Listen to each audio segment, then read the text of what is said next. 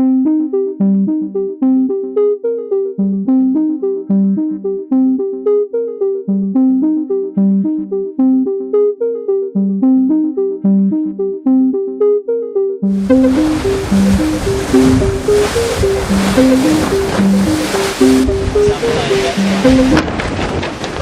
devant qu'il n'y a rien d'autre.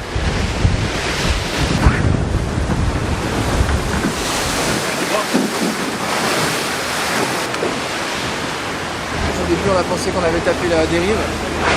Et au final c'est le windlass du foil qui a été cassé. Donc là les gars sont en train de vérifier la structure du foil pour voir si c'est pas trop grave.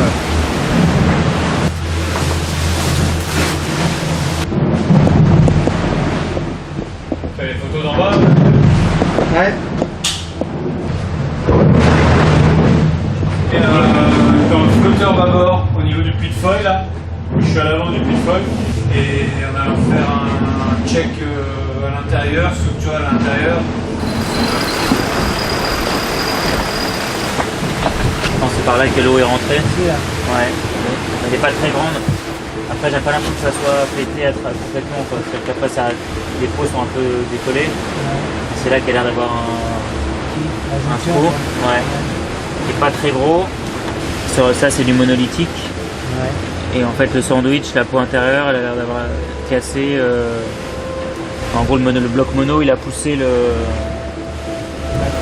tout le truc et ça a décollé la première peau du panneau là, quoi. On a touché quelque chose et donc ça a cassé le bout du foil, le tip en fait, le petit aileron qui a tout au bout du foil.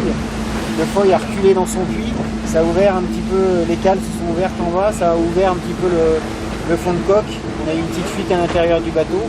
C'était plus la coque qui était inquiétante parce que s'il y avait un délaminage sur la partie extérieure du flotteur, c'était une possibilité qu'on abandonne. On pouvait plus faire route normale.